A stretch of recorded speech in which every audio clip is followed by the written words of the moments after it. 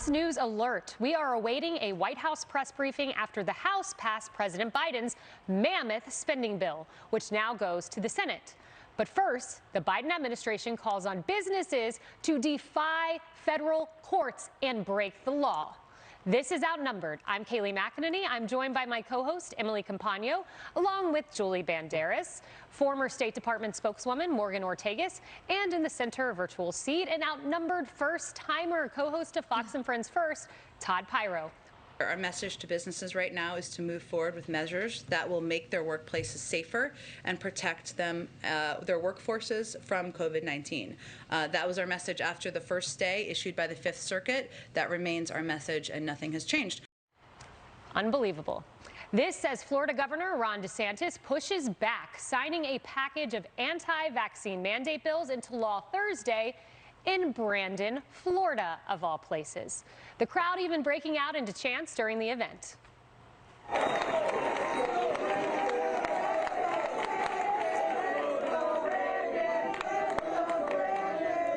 In this latest tiff between the president and DeSantis, the governor went on to stress Biden's government overreach.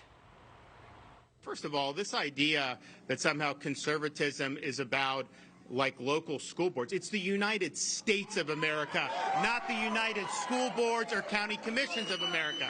So the states are the primary vehicles to protect people's freedoms, their health, their safety, their welfare in our constitutional system. What Biden is doing is not constitutional. There has never been a federal vaccine mandate imposed on the general public. Morgan, I'm a proud Floridian. I know you came from Auburndale, I was from Florida too. Oh, you too, yes, Julie. I lived in Florida. Well, really? Auburndale's not too far from Brandon. I grew up in Plant City, Florida, not too far from Brandon, but I found it so amusing that the reporters were like, Brandon, Florida, where's this place? I mean, I grew up around there, you grew up around there. Yeah. Interesting. We grew up about 30 minutes from each other, I think. And Brandon, I mean, that's where like the fancy mall was when I was growing up. So I went there all the time. I mean, it's a great city. Been around for a lot longer than maybe a particular gratuitous chant has been. You know, you guys have covered so much, especially Emily on the legal side.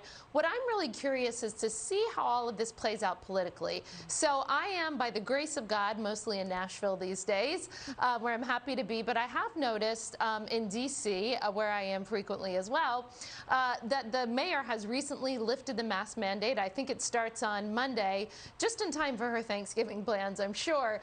And so what I am wondering is, we've seen this play out in Virginia as it relates to school closings. We've seen in, I think it was Oregon, where they had to close down the schools because kids had been out for so long that they were having behavioral issues in the classroom from not being used to being in an in-person setting. So the bottom line is, I think in next year in 22, we're going to have some really fascinating political stories to watch about how the vaccine mandate and how the mask mandate plays out for the Democratic Party. Fox News alert on verdict watch in the Kyle Rittenhouse trial. The jury is deliberating the teen's fate for a fourth day. It's a trial that has held national attention and has had several unexpected and riveting moments. Like the 18-year-old, like when we saw Kyle Rittenhouse's emotional testimony on the stand, which drew major criticism. The televised trial also featuring run-ins between Judge Bruce Schroeder and prosecutor Thomas Binger. Like this one. Watch. Don't get brazen with me. You knew very well. You know very well that an attorney can't go into these types of areas when the judge has already ruled without asking outside the presence of the jury to do so. So don't give me that. Morgan. I think just to back up what Todd was saying there, I often think about this. I mean, all of you know that my job was to represent the Trump administration to the world, right? And so I always look at the international aspect of things, and I think about how many times at the State Department we would criticize a country if the judicial system was not up to par, was not up to snuff, or if people were not prosecuted fairly, whatever the issue is.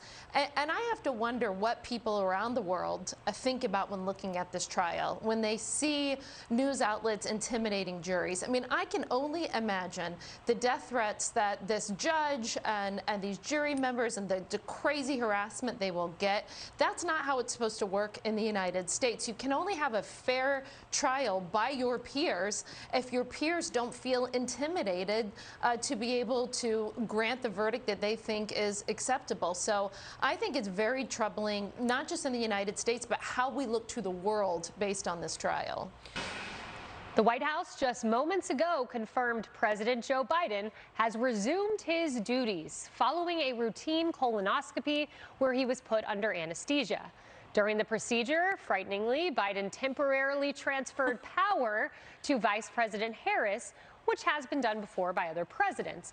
But for some folks, including myself, this time it was a little bit more nerve-wracking, coming after brutal headlines about tension between the White House and the Vice President's office. From CNN, exasperation and dysfunction inside Kamala Harris's frustrating start as vice president. Then there was Politico. Biden's successor chatter grows and Harris isn't scaring anyone. And the New York Post, Kamala Harris sidelined amid growing tensions with Biden, insiders say. Just yesterday, Harris's director of communications suddenly called it quits, and CNN reports other staffers are right behind her. Amid all this, the vice president's approval rating continues to free fall down to 40% approval in the latest Fox News poll. You'd think she'd sound more worried about being so unpopular. Polls, they go up, they go down. But I think what is most important is that we remain consistent with what we need to do to deal with the issues that we're presented with at this moment. Morgan, you and I have been in the swamp, and when you have 36 insiders, more than that, it said more than 36 spoke to CNN, leaking to CNN, a left-wing organization, and all of these trickle leak campaigns, it seems to be there must be discontent with Kamala Harris because you just don't get leaks of that magnitude. Did you say it was 36? Yeah, it was more than 36 sources. Wow, I didn't realize it was that tall. That's actually, it's impressive that she got that many people to speak out against her, against CNN. Here's why the whole thing doesn't sort of make sense to me. She has held very prestigious jobs. She was the Attorney General of California, U.S. Senator from California. These are not small jobs, right? These are important jobs. The resume is impeccable, law school, I mean, everything that she's done in her life. So for me, what doesn't sort of make sense is how she was able to accomplish all of this. But from a policy perspective, she's stalled really on the two major things that President Biden put her in charge of, which is the border. We've talked about that quite a bit. Also remember that she's in charge of voting rights. I think that is also, continue to use the word stalled in the Senate and the House as well. So I like to look at things from a policy perspective. What are you getting done? And remember, we're looking at maybe less than a year from now, she might have to embark on a presidential campaign with staff array and a 28% approval rating. That's a tough sell. Wow, and a dumpster fire, my prediction. An op-ed on the NBC News website, which is trending now, calling out parents for, quote, interfering with the lesson plans set by their kids' schools, especially when it comes to critical race theory. It reads in part, quote, parents think they have a right to control teaching and learning because their children are the ones being educated, but it actually, gasp, doesn't work that way. It's sort of like entering a surgical unit thinking you can interfere with an operation simply because the patient is your child. Morgan, Christina Wyman, this author, goes on to say this: teaching too is a science. Unless they're licensed and certified, parents are not qualified to make decisions about curricula. In fact, parental interference can actually hinder student advancement. An educator's primary goal is to teach students to think. Parents who attempt to influence curricula with their personal opinions, ideologies, and biases hinder that goal. So parents, we gave birth, both of us, Morgan, but we're not licensed to have any input in what our kids are being taught. I mean, I think we should just keep letting them write these op-eds. When I read this, I thought, wow, they're actually going to double down on this. Okay, you should keep doing it all the way through 2022 and be even more vocal about it. Please let all of the parents around the country know that they're too stupid to help raise their own children. What we actually need is the government raising our children. That's really ultimately what the teachers are calling for here, right? it's so ludicrous that I have to laugh, even though it's kind of not funny. But I seriously think, you know, if this is where the Democratic Party wants to go, be my guest. I'll enjoy taking the House and the Senate back next year. To Morgan's point, be my guest. I mean, the numbers don't lie. ABC News, Washington Post, pop it up, shows 81% of parents, 81%, feel they should have a say in what their kids learn in school, Julie.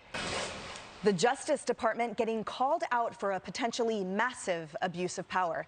The FBI raiding Project Veritas founder James O'Keefe's apartment over a diary said to belong to President Biden's daughter. Project Veritas says it was given the diary last year but could not verify its authenticity. A website later published its contents online. But what it's not clear is what laws, if any, James O'Keefe broke. Politico, The Washington Post, and The Wall Street Journal all asking questions about government overreach. Even the ACLU has raised concerns. Morgan. Yeah, I just remember back in the Obama administration, Cheryl Atkinson had her computers and her phones illegally spied on by the Obama administration's DOJ. Same people are in charge during the Biden years.